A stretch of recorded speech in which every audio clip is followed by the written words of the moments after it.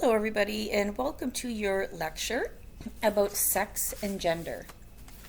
Now, I don't go on Pinterest very much at all, but I admit I take a certain joy, and I really mean that. I really find it funny when you look at ideas people have got from Pinterest and then they try them and they turn out horribly, horribly wrong. Which is exactly what we see here with the family pictures. I love the picture of those three kids all having a meltdown. I'd put that right in my living room because I find it so funny. The other thing I love on Pinterest is when you see those beautifully decorated cakes and then somebody tries to do it at home and it looks like the creature from the Black Lagoon or something like that. Now, believe it or not, we are over the middle course, or the middle point of our course. So I wouldn't say we're winding down, but we can certainly see the light at the end of the proverbial tunnel. Now, it's kind of funny to me that this chapter in the text begins with something that I have always myself used to demonstrate to students how important gender is considered in our society. And that is, when you're talking to somebody you know and they tell you that they're expecting a child, there are very specific questions that are immediately asked. Two very specific questions. One is, when is the baby expected? And the second is, oh, do you know if it's a boy or a girl? And then as a kind of like a subset of questions, if they say they don't know, then you say, oh, are you going to find out? If you're ever invited to a baby shower, it is very common for the invitations to be blue or pink to indicate to the guests if the baby is a boy or a girl. And if not, you'll ask, do they know what they're having? Why? Because this is supposed to affect what is purchased as gifts. Now, usually, a woman can find out the sex of her child, if she wants, at the routine 4-month, it's about 4.5 months that you have an ultrasound. And that's routine. It's just to make sure there's no medical problems, that everything is developing as it should. You have to drink a ton of water without urinating. They do the ultrasound, and then because you've drunk all that water, in addition to being pregnant, you race for the bathroom. And as long as the fetus is not in the wrong position, you can find out. And as I've told my son more than once, I cried when I found out I was having a son because I wanted a daughter so bad, which we laugh about now. So my question to you is, if we live in such a socially advanced society, why do we still care about the clothes that an infant wears? The infant doesn't care. Who cares if you're given a pink onesie for a baby shower gift for a boy? Well, a lot of people do. Because generally, it's just not considered normal or typical. It's not the way things should be done. We want to be as clear as possible about whether our baby is a boy or a girl. Now, in most situations, no matter what age somebody is, we can, in fact, distinguish if they are male or female by the kind of clothes they wear. So, for example, males don't usually wear skirts. By the color of clothes they wear, even the design of clothes they wear, what side the buttons are on compared to the buttonholes, and how the zipper is put in. Even the cut of a jacket or a pair of pants, that sort of thing. In other words, we're relying on secondary sex characteristics to figure out if somebody is male or female. Which leads me to what we see on the screen. So this is a skit that used to be on Saturday Night Live.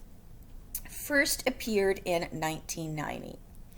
And the character was Pat, and the whole point of the skit was Pat could mean Patrick, it could mean Patricia. It's a gender-neutral name.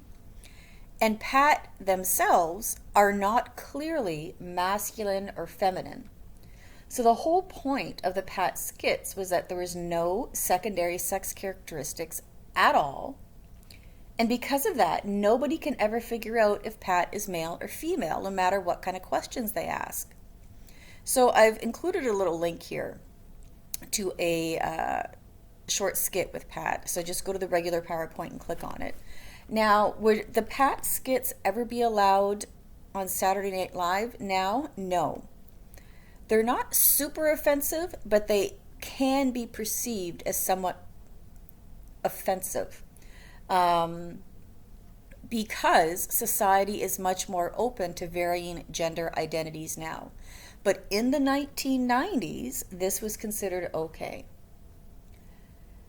So, society even takes it far enough to incorporate sexual identification in things that are in no way sexual at all.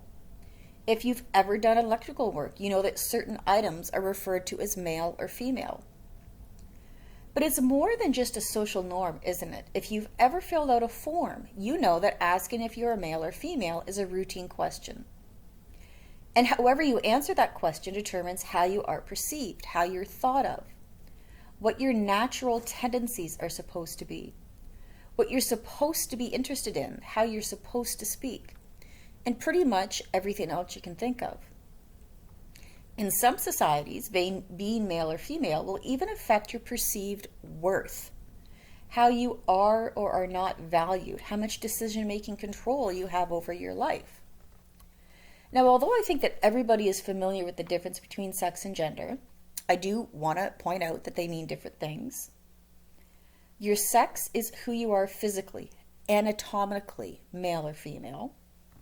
Well, gender refers to the social and cultural expectations of you based on your sex. The World Health Organization, the WHO, defines gender as socially constructed ideas about the behavior, actions, and roles a particular sex performs. So, socially constructed. They don't just exist, we construct gender. And gender refers to your sense of being male or female, and thus being masculine or feminine. Do you feel male or do you feel female? When you determine your gender, which is something you do yourself, that is your gender identity, your identification with or sense of belonging to a particular sex. Now, your text includes reference to some people who are not completely 100% biologically male or female, or who feel like they are a different gender than their physical body indicates. When somebody is intersex, this means in some way they are physically both male and female. This is indicated either externally, looking at their genitalia, or you may not be able to tell by looking at their genitalia. It may be internal. Maybe their internal sex organs are ambiguous. Now, previously, a person who was intersexed was referred to as a hermaphrodite, but that term is no longer considered appropriate. This is not greatly common, but it does occur, about 1 to 2 for every 1,000 births. So a newborn may be externally 100% male or 100% female, or they may have genitalia that appear differently. What I mean by that is once they hit puberty, so for example, maybe a female will have much more body hair than is considered typical of a female body, or something is off with her menstruation. Sometimes a person will be intersexed, and the chromosomal intersex variations that cause it are not physically apparent at all, unless the person has genetic testing for some reason. For example, did you know that in professional sports like the Olympics, that sex verification is required? This is also known as gender verification or gender determination. You have to verify the eligibility of an athlete to compete in a sporting event that is limited to a single sex. So this is an issue because it is alleged that female athletes who have taken certain hormones to have an unfair physical advantage will have passed the threshold from being technically female to male. Essentially what happens is the person has to prove they are not a person of the other sex in disguise through chromosome testing, hormone testing, and earlier in history it would just be a physical examination. For example, who you see here is Maria Patino, and she was a top female hurdler in Spain. She passed a gender test in 1983, and she was given what was known then as a certificate of femininity by a doctor. Well, she was set to compete in the 1985 World University Games in Japan in 1985. When she arrived, she realized she had accidentally forgotten her certificate of femininity at home, so she had to undergo chromosome testing again once there. She failed this test and was ruled ineligible to participate in the competition. So it was determined she was a woman with androgen insensitivity syndrome. What does this mean? This means she had an intersexed condition in which there was a partial or complete inability of cells in the affected genetic male to respond to an androgenic hormone. Okay, let me put this in regular person language. She had some male internal qualities in terms of her sex chromosomes. So she had a very high level of testosterone, even though she was female. And that was used to determine that internally she was male as a result of genetic testing, even though she appeared female in every way. Another possibility that's been increasingly recognized is that a person may be transgender, which means they do not feel like their assigned gender matches their sex. They are uncomfortable with the gender assigned to them at birth. So they were born physically male but feel socially female, or were born female but feel socially male, or feel something in between. And I think the most well-known example of a person who is transgender is Caitlyn Jenner. Bruce Jenner was born male and was raised male. He was always sexually attracted to women. He was married 3 times and he had several children. However, later on in life, he stated that since his teen years, he had struggled with being identified as male. And earlier, he had even begun hormone replacement therapy and then stopped it. She has not had sex reassignment surgery. Physically speaking, she still has male genitalia, but she has changed her name to Caitlyn, dresses as a woman, has undergone hormone therapy, lives as a woman, and because she can afford it, she's had several plastic surgeries to look more feminine. So for all intents and purposes, she is female and lives as a woman. So she may have male genitalia, but her gender does not coincide with her sex. She identifies as a woman. With very few exceptions, most cultures view sex and gender in a very clear and rigid manner. If you are born with male genitalia, then you are male and should be masculine. If you are born with female genitalia, then you are female and should be feminine. That's it. No room for variation. Now, like I said, with few exceptions. So, for example, exceptions to this include two-spirited people in some North American cultures. How many people are transgendered but hide it, and instead they live their life appearing to be the same gender that matches their physical body is up for discussion. It's really difficult to estimate accurately because, well, they're living their life appearing to be the same gender that matches their physical body. Caitlyn Jenner has said that she felt she was identified as the wrong gender for years before transitioning. In fact, one of her daughters even saw her dressing in women's clothes late one night when she was still living as a male. Because being transgendered is so generally misunderstood, and thus being open about being transgendered is often fraught with difficulties, we just do not and cannot come up with an exact estimate. But we think it's about 0.6% of the population. Now, does this mean this does not mean they are living their life as an outwardly transgendered person, and it does not mean they have had or are planning to have sex reassignment surgery, but they are transgendered. Now, in the last class, I spoke about how government policy can directly affect families in regards to how people who are transgendered, we see this as well. Your text refers to legislation being opposed in Ohio in 2018, regarding transgendered children in school. This would require their teachers to notify the parents of students if they suspect the student is transgendered, thus seriously reducing the likelihood that a young person who is looking for emotional support regarding their gender would let anybody at school know. Now, there is also a new bill that's been proposed in Ohio that would prohibit children under age 18 from obtaining hormone treatments, or puberty blockers, or surgery to transition genders, even with parental consent. And this is called the Save Adolescents from Experimentation Act, the SAFE Act.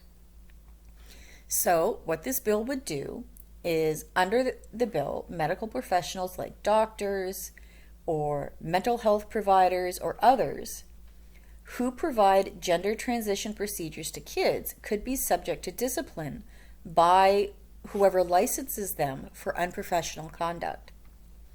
This would prohibit nurses, counselors, teachers, principals, and other staff at private and public schools from withholding from a child's parents or guardian that they believe the child might be transgendered.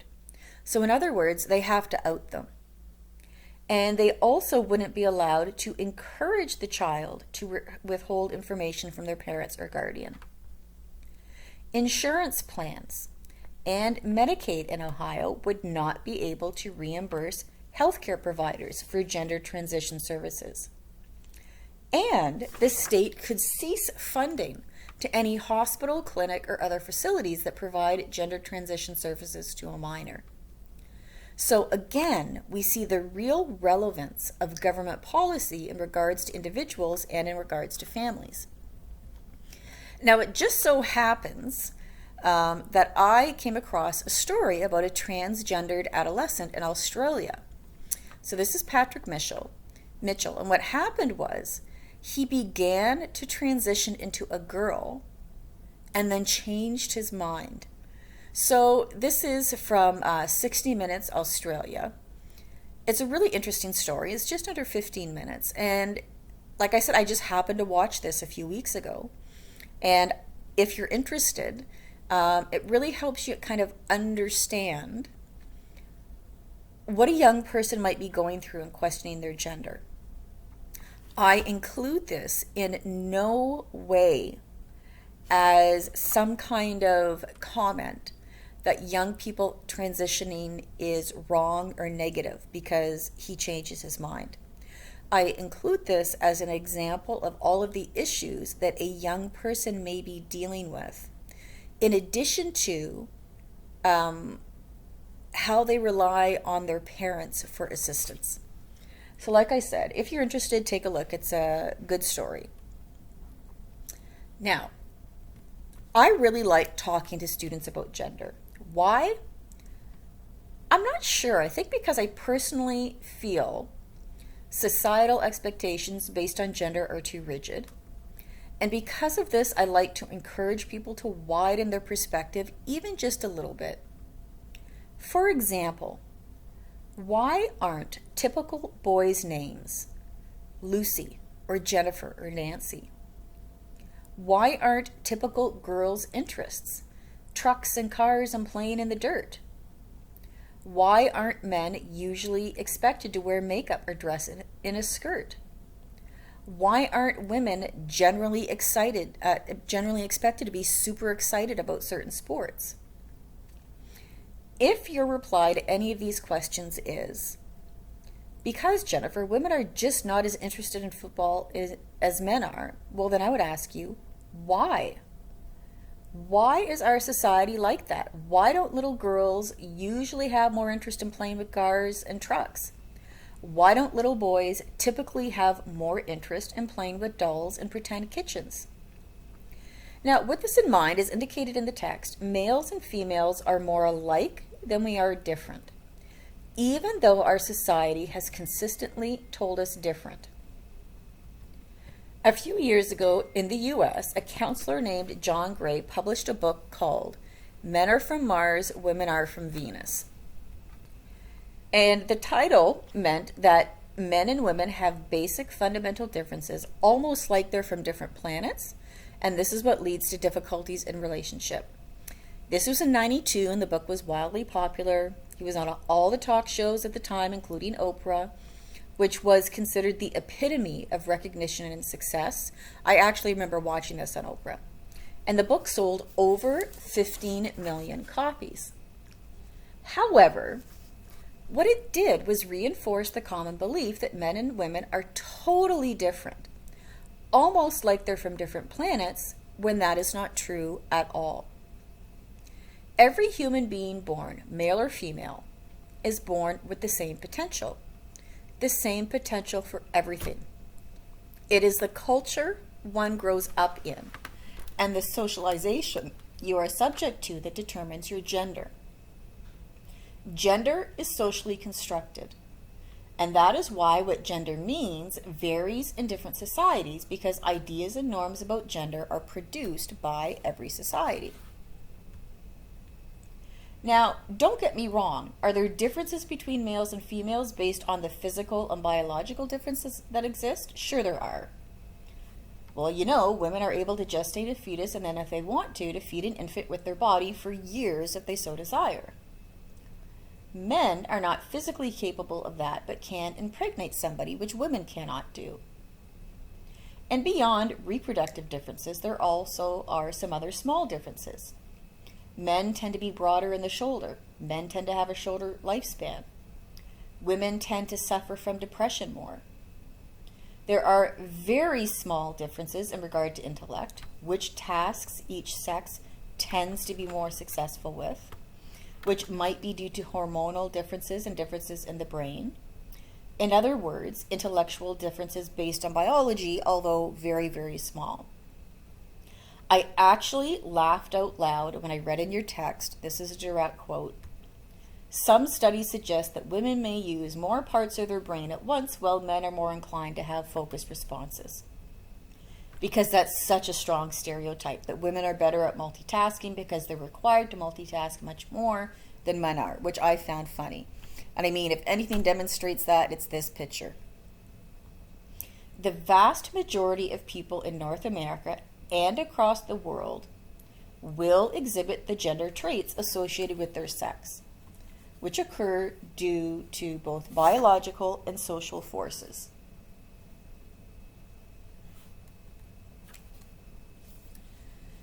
So gender is socially constructed. What is considered masculine or feminine in the society and culture you live in is determined by the society and culture you live in.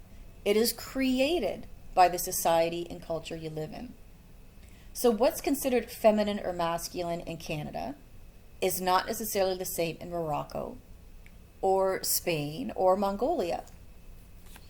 In general, males and females are still subject to different norms, different rules of behavior in society based solely on their gender. There continue to be gender differences and expectations at home, at work, at school, in places of worship.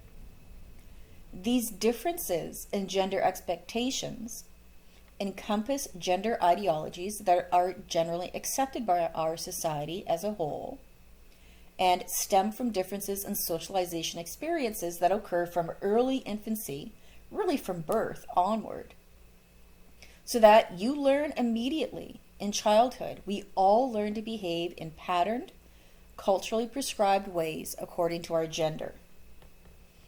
Another way of saying this is that children learn at a very early age what it means to be a boy or what it means to be a girl, through a whole range of ways, and this continues throughout their whole life. In other words, they go through gender socialization. It can be overt, really obvious, in your face, or it can be much more subtle on an almost subconscious level. Remember the agents of socialization I referred to in the last class? They are also part of the formula here for gender socialization. All of them teach everybody what is considered normal for their assigned gender.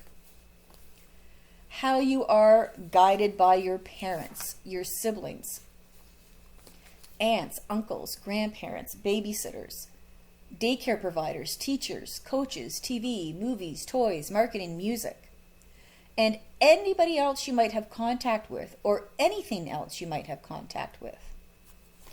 By the way of many different agents of socialization, all of these contribute to children and teens and adults experiencing the process of gender role socialization. It's difficult, I would argue impossible, for a child to grow to adulthood without experiencing some form of gender socialization. That even today in our modern, politically correct world, we are all subject to gender socialization, and thus necessarily gender stereotyping at various points. Now, has progress been made? Absolutely, in virtually every way possible. If you think of being a 16-year-old boy or girl in 1950 and compare that to what our world is like now, certainly progress has been made. Politically, socially, regarding education, regarding something as simple as what is considered acceptable or normal for boys or girls to wear, gender expectations overall have changed.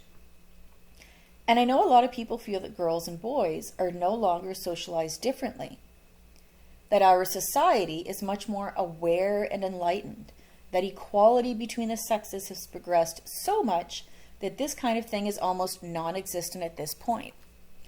I agree progress has been made, but the vast majority of social scientists and others that conduct research in this area would disagree. Our society may not be as rigid in determining gender roles as we were historically speaking, but it still occurs in more subtle ways in the past, all the time.